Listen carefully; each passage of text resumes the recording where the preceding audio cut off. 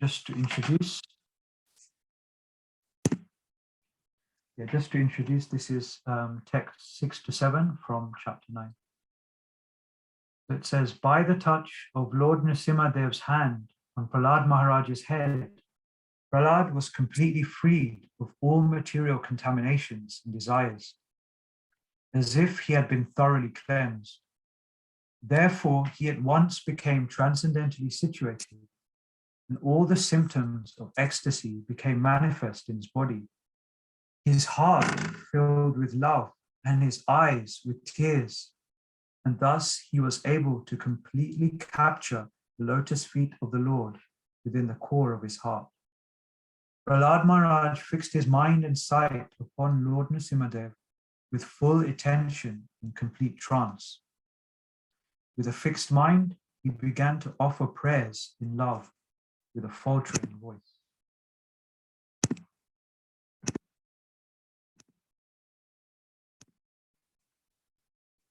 Okay, so from text 8, Prahlad Maharaj starts to offer many beautiful prayers to Lord Nrsimhadev, going on until from this text all the way until text 50.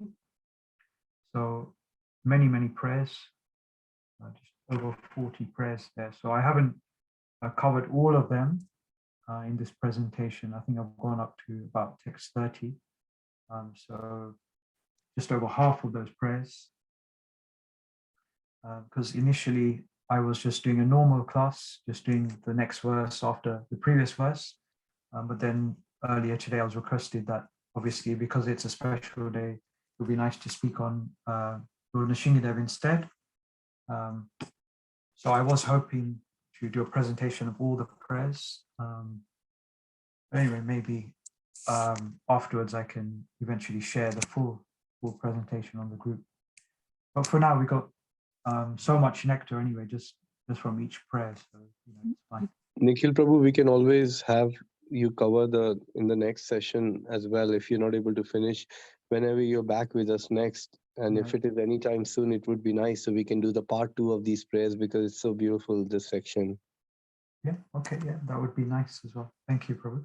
Thanks, Prabhu. So,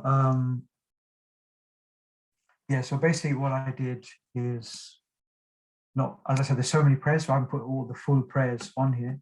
But I thought if I just summarize each prayer in one sentence in a way that will be easy to understand and relatable, how we can understand that in a relatable way for us who are, not, Prahlad Maharaj is described as the greatest of devotees by Lord Nrsimhadev. So for those who are not on the level of Prahlad Maharaj, I try to explain in a way that we can kind of relate it to our own lives, using also obviously the explanations that Srila Prabhupada gives in the purports. So basically, Prahlad Maharaj's first prayer, the first thing he says to the Lord, he starts by displaying his humility. He explains that, I'm born in this family of asuras. I'm the son of Hiranyakashipu. I'm in this degraded background. So he says that I'm not qualified. I'm not at all qualified, he says, to offer these prayers. So this can be our mood as well, that although we are, we're offering prayers to the Lord, but we can also express our humility that, my Lord, my dear Lord, I'm in this conditioned state of life. I've still got so far to go in my devotional life, so I don't feel qualified, but still, I will still try to offer prayers to the best of my ability because I know you are very merciful. So even though we may feel unqualified, but at the same time we understand because the Lord is so kind, he will listen to our prayers, even if they're not expressed as beautifully as Prahlad Maharaj expresses his prayers. So that's how he starts. So he's feeling that he cannot really satisfy the Lord by his prayers. Then he goes on to explain how can we actually satisfy the Lord? And he lists several things like material attributes, like material wealth, opulence, beauty, all these various things. He lists all of them. And then he says, we cannot satisfy the Lord by any of these things. And then he concludes in this prayer that only by devotional service can we satisfy the Lord. That is the only way. Because, the Lord possesses everything. So, it's not really going to impress him, we're trying to satisfy through our material opulence, through our material power, all these things. That's not really going to, the Lord is, all of that belongs to the Lord anyway. So, we can't really satisfy the Lord in that way, only through devotional means. And then the third prayer is basically then he's explaining that a devotee from a degraded background is greater than a non-devotee brāhmaṇa. So he explains there's several qualifications in the Shastra that is given of a brāhmaṇa. But then Prahlāda Maharaj says, even if someone has all of those qualifications, but they're not a devotee, then they are lower than someone who is from a family of dog eaters. They are a devotee, they're performing devotional service. So basically, it doesn't matter about your background, it depends on your devotion. So we hear Srila Prabhupada talks often about brahmanas who become puffed up by their position just because they're born in a so-called brahmana family. But it's explained here that it's not about birth, but it's about qualities, and it's about the devotion. And then it explains the Lord doesn't need anything from us. As we know, he is fully self-satisfied. So Prahlāda Maharaj explains here that actually anything that we offer to the Lord, any service we do for the Lord is actually not for his benefit, but for our benefit. So by the Lord's great mercy, he is allowing us to serve him, to offer things to him for our own benefit, for our own purification, and so that we can connect with the Lord and develop our love for him. Because otherwise we hear in the Brahma Samhita how the Lord is served by many thousands of goddesses of fortune, and he's there in the spiritual world, which is full of desire trees, and the land is made of transcendental gems and kind of opulence that we can't even imagine. So he has everything there, so he doesn't need our service really, but just out of his kindness, out of his love, he allows us to offer that service, and thus we can feel a more personal connection with the Lord by serving him in that way. His fifth prayer, Prahlāda Maharaj is now, so as we mentioned, the first prayer he said that I feel unqualified to offer prayers, but now he's saying I'm still going to try and offer prayers because it doesn't matter about a background. I can still become purified by offering these prayers. And we can also, sometimes I've heard that you can also say when we're offering prayers to the Lord, we can at the end say that, my dear Lord, I know that I'm not able to give such wonderful prayers, such beautiful prayers, but please give me your mercy so that in the future I can offer you suitable prayers.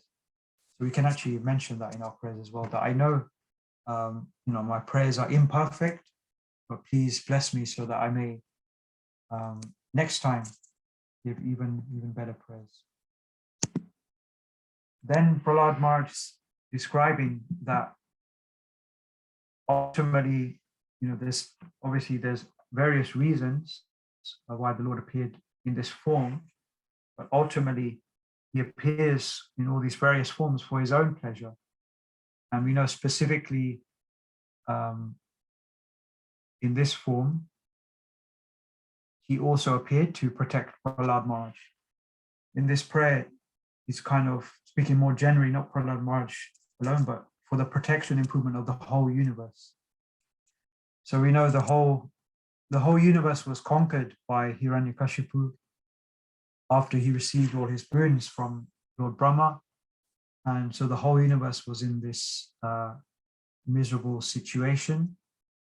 So for the protection and improvement of the universal situation, then the Lord appeared.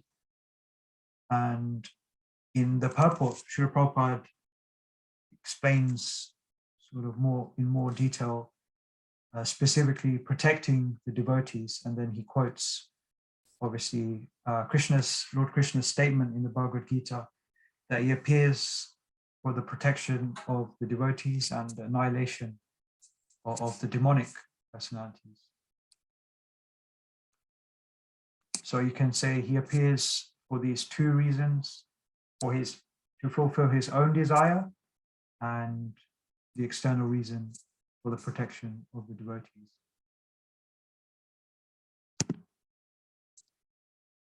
Okay, so then, we're hearing again and again how fearsome this incarnation of Nrsimhadeva is. But for the devotees, if we are remembering this fearful incarnation, this can actually free us from fear. So it's explained basically by Srila Prabhupada. For the non-devotees, it's very fearful, but for the devotees, it's the opposite, basically.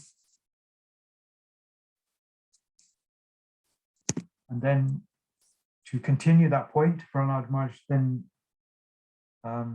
he's basically, because he's saying that he's describing in detail all the various features of the Lord's form and how fearsome that form is. His ferocious face, his teeth, his fearsome expression, all these things. But then Prahlad Maharaj, he's saying that personally, I'm not afraid of this form. So by extension, we can say in general that devotees have nothing to fear, regardless whether that form is really fierce or not.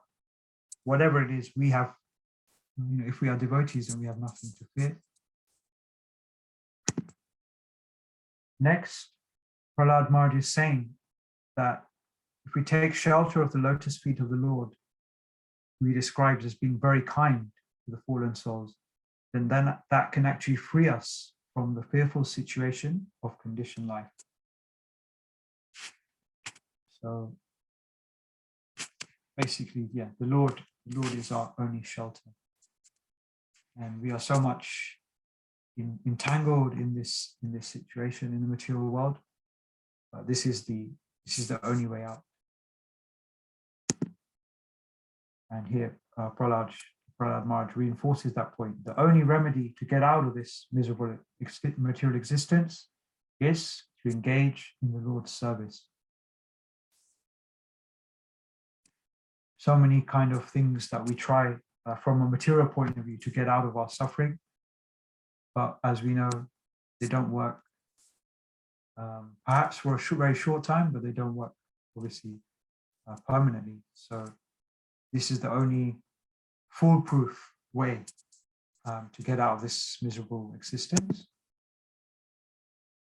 And now Prahlad Maharaj goes on to express that he has this desire to chant the Lord's glories. It gives him pleasure to chant the Lord's glories. And he's explaining that if we engage in the Lord's service, and not just engaging in service, but also in the association of other devotees, then that will purify us, and gradually we'll be able to chant the Lord's glories properly, chant very nicely. And then he says, again, similar point that we heard earlier, material remedies for suffering may be temporarily beneficial, but have no permanent benefit. So specifically, these are from Srila Prabhupada's words in the purport. He's saying that they don't have any permanent benefit for us. And often we can see that the material solutions that we come up with to solve the problems, often they even create more problems. this is a point which comes up a lot. We try to solve one problem with a solution, and then that leads to 10 more problems. But this is the only way, as we are hearing, is that is the best remedy. So now Prahlad Maharaj is explaining that everyone in this material world is under the influence of the Lord's external energy, under the influence of the three modes of material nature. And in order to get free from this entanglement in the modes of material nature, what do we have to do? Take shelter at the Lord's lotus feet. So he's repeating this point and again, how important it is to take shelter of the Lord and to render service unto the Lord. Then text 22, Prahlad Maharaj is saying that he feels like he's been crushed by the material energy. The material energy is so powerful. All of us are under its control. But the Lord, obviously, he is in charge of the material energy. He is the master of that material energy. So therefore, he doesn't come under the influence of that energy. He is unconquerable, as we hear so many times. Obviously, we know that he is conquerable by the love of his devotees, but generally, otherwise, there is nothing that can conquer him. So if we take shelter of the controller of the material energy, then he can free us, from that material energy. And so there's the verse in the Bhagavad Gita, chapter 7, text 14, as we know, where the Lord is basically saying that this material energy, which is very hard to overcome, is his own energy. So from Krishna's own statement, we can understand he is the Lord of that energy. And Srila Prabhupada explains in the purport to that verse in the Bhagavad Gita 7:14, he explains that because Krishna is the master of that material energy, then he can order our release. He can order, and the material energy can order Maya to release us from its clutches. And that is the only way. He also, Srila Prabhupada also says, in the purport, that a person who is bound, if you're bound by rope, you cannot free yourself. Only a person who is unbound can actually free us. So only the Lord, who is not bound by this material energy, can free us, because we are very much bound by that energy. And now Prahlad Maharaj is giving an example of his own father. He's explaining that my father became so great, he became so powerful throughout the universe. He became, you could say, the most powerful person in the whole universe. But just within a single moment, he was vanquished. The Lord appeared, and just in a moment, he vanquished Prahlad Maharaj's father. So what we can learn from that is, it doesn't matter how great we may become, how much material wealth and power we may gather, all of that can be vanquished, within a second. So we shouldn't, put all our hopes into these material things. Or, as that phrase goes, we shouldn't put all our eggs in the same basket. We shouldn't put, our full focus on these material things. We should understand, okay, we can get these things temporarily, we can use them, we can engage them in service, but ultimately, we cannot hold on to these material things forever.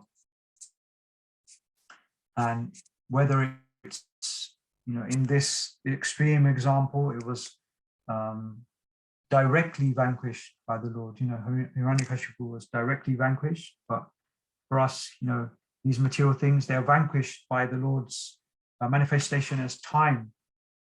Krishna explains in the Bhagavad Gita that he is time, the destroyer of everything. So as the form, in that form as time, then all of those material things, as we know, are vanquished. Next, Prahlad Maharaj is saying all material pleasures are brought to an end by time, so we should not desire to possess them. So instead, if we want to save ourselves, we should instead desire to serve a pure devotee of the Lord. And this is the actual way to save us. So Prahlad Maharaj, he has this desire. He considers Narad Muni to be his spiritual master. So ultimately, he has a desire to engage in a Narad Muni service, because obviously, while he was in the womb, he heard all these wonderful teachings, all these instructions from Narad Muni, and he really took all of that to heart and considered Narad Muni to be his spiritual master. So he's expressing this desire to serve pure devotee. And now, again, this point that there is no lasting happiness in the material world, and all our attempts to pursue it simply lead to misery. So kind of what I mentioned earlier, that the more different things we try so we try various things to mitigate our material suffering, and we know it doesn't work. And we also try various things to achieve more and more happiness in the material world. And again, ultimately, those things lead to misery. Again, similar to the point in the Bhagavad Gita, where Krishna says, it's nectar at the beginning, but poison at the end. So we can also say that to describe the so-called material happiness. It feels like nectar while we're experiencing it, but then very quickly it finishes, and then we feel its absence, and we feel, oh no, it's not actually nectar, and then we say, okay, now we need to get it again, and then we get it again, and then very shortly we lose it again. So ultimately, it's just more and more suffering, more and more suffering. Like this example, you may have heard the analogy that it's not actually happiness, but in the material world, what it is actually just the absence of suffering. So it's like, if you had if your head is dunked in the water, and then when you're eventually able to come out, get above the surface of the water to breathe, just that small break, that small respite from that suffering is just absence of suffering, but we consider that pleasure. And then we're dunked into the water again by Maya. Then we come out again and think, oh, that suffering is finished. So now this is happiness. This must be happiness. That's what we think. Then we're dunked in again by Maya, and again like that. So we mistake that for happiness, but actually it's like zero. It's just not that suffering has been nullified, but there's no positive side to it. There's no actual happiness there. And then text 26, it explains that the causeless mercy of the Supreme Lord may be bestowed upon anyone, regardless of their position in this material world. This is Srila Prabhupada's words in the purport.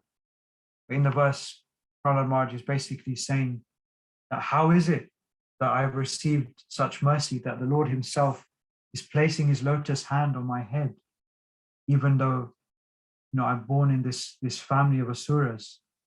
I have received mercy that not even the demigods have received, not even Lakshmi has received, that the Lord has so affectionately placed his hand on my head. We heard at the beginning when we started the class that before he started offering prayers, the Lord placed his hand on on his head. And actually, because of that contact with the transcendental body of the Lord, it's described that Prahlad Maharaj was then empowered to offer these prayers. Because, externally, he's just, as we know, he's just a 5-year-old boy. So we may think, oh, how can he offer prayers like this? We may feel even we can't offer prayers like this. So how can a 5-year-old boy do such a thing? Obviously, we know he's a devotee, but just putting aside that fact for the sake of argument. But then it's described that because he received the mercy of the Lord in that way, then he was empowered to offer these prayers. And now, text 27, the Lord bestows his benedictions upon us in proportion to our level of surrender and the service that we render unto him. So again, we can relate this to Bhagavad Gita. Krishna says basically that he reciprocates accordingly with our level of, similar to this, with our level of surrender, how much we serve him. And he's not impartial. Sorry, he is impartial because it's based on, it's from our side. Mercy is there, it's available for everyone, but it's up to us how much we want to actually take advantage of that.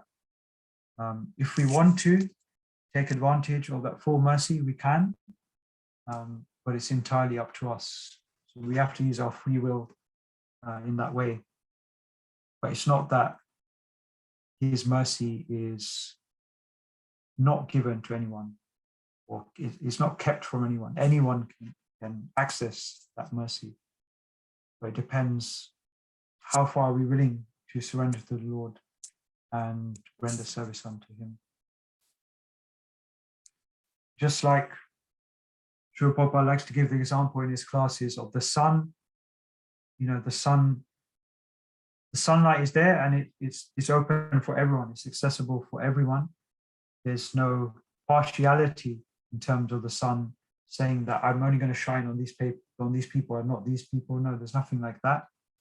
The sun is equal to all, but Srila Prabhupada says, but if we lock ourselves away in our home and we don't go outside, then obviously we're not going to get that full benefit of the sunlight.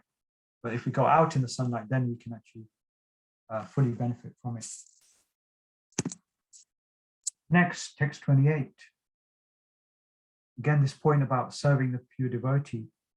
Prahlad Maharaj is expressing his desire to engage in the service of his spiritual master. So we can also similarly pray to be engaged in the service of our spiritual master. If we don't have a spiritual master yet, we can pray to be engaged in the service of Srila Prabhupada, be engaged in the service of the pure devotees. But ultimately, we should have that desire. We spend so many lifetimes serving our senses, serving the material energy.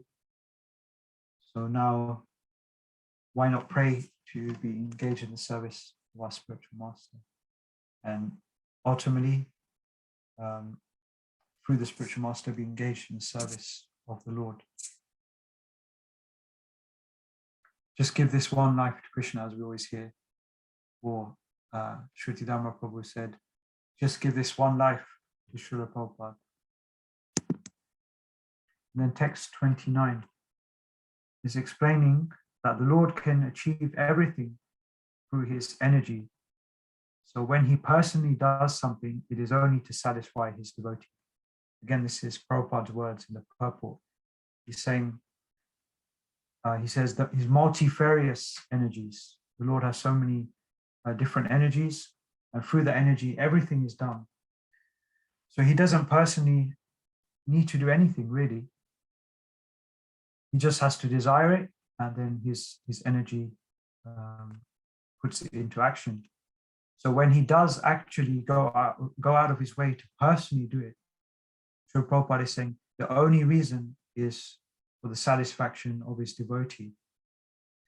And specifically in this verse, Prahlad Maharaj is saying that he appeared as Lord Nrsimhadeva to prove true the words of his devotee. So we can do that, and we can explain that in various ways.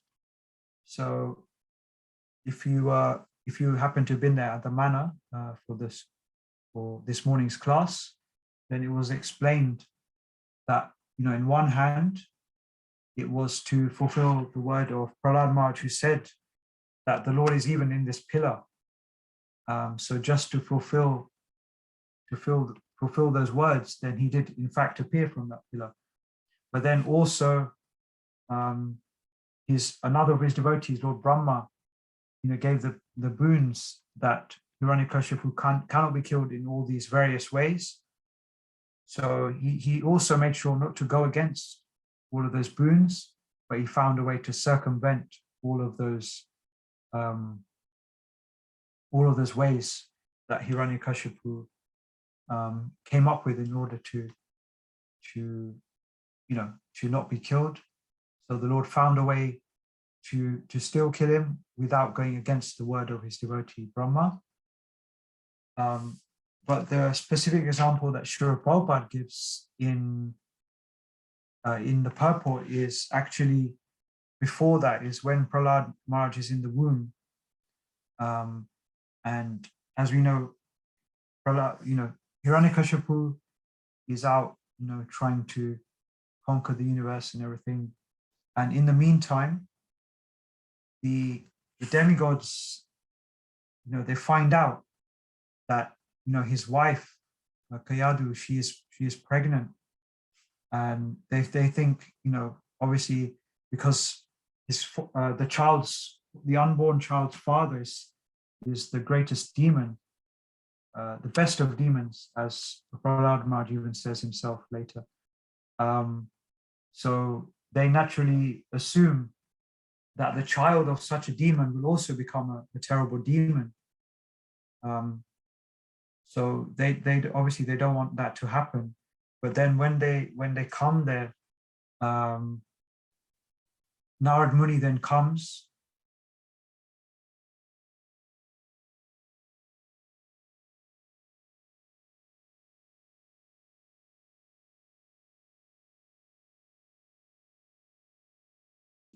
The Lord. So then demigods accepted this, and they even, led by Indra, they even actually circumambulated Hiranyakashipu's wife, now understanding that there is a great devotee there. But anyway, then Narad Muni basically gives his word to Prahlad Maharaj's mother, that Prahlad, your child, your son will have all protection. So this is the example actually Srila Prabhupada gives, that Narad Muni has given his word that Prahlad Maharaj will be protected at all times by the Lord. So then the Lord obviously fulfills that. And so as I said, I didn't cover all the prayers. So this is the last one that I've got on this presentation. So Prahlad Maharaj is saying that ultimately there is nothing but the Lord. Everything that exists, whether externally, so in the material creation, the cosmic manifestation, or whether internally, all of that is ultimately the Lord alone.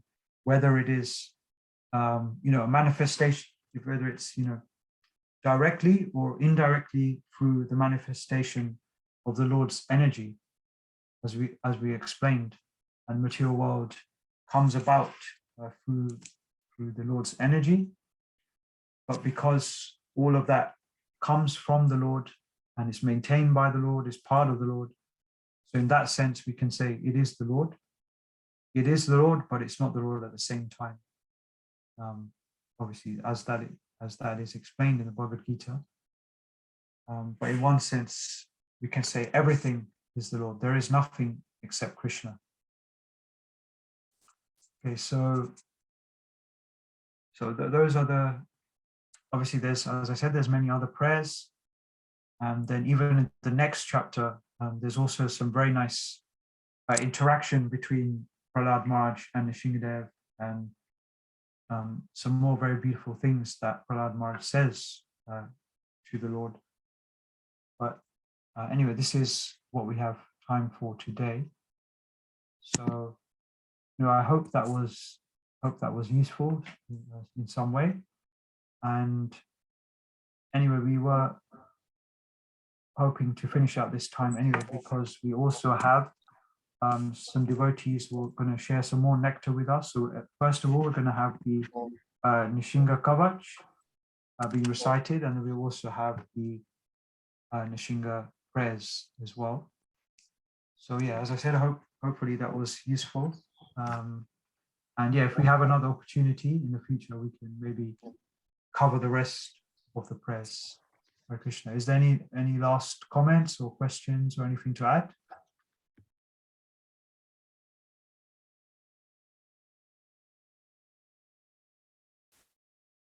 No? Okay. Okay, so in that case, I guess we can move on.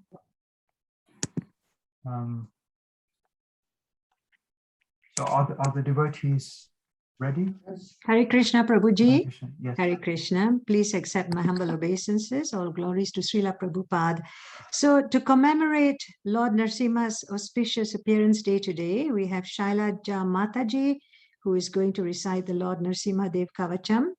And the lyrics will be shared on screen by Jyoti Mataji. After that, Harsha Mataji will be singing the Nrsimha Arati.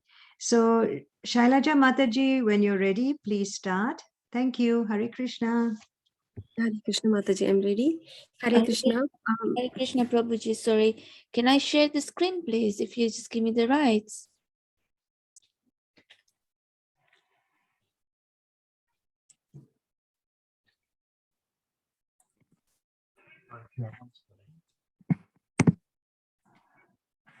Co-host rights should work, Prabhuji.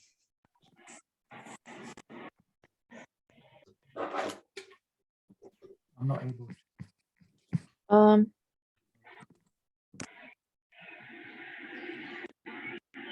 sure why. Co-host right doesn't, you can't give co-host rights? No, it doesn't. Oh, it doesn't allow? Because I can't share the screen otherwise. That's okay, Mataji. I think they can, Shylaja Mataji can recite without the lyrics. She has the lyrics. Thank you. Thank you. Hare Krishna to all the kind Vaishnavas. Please accept my humble obeisances. All glories to Srila Prabhupada and the very divine appearance day of Lord Nrsimhadeva.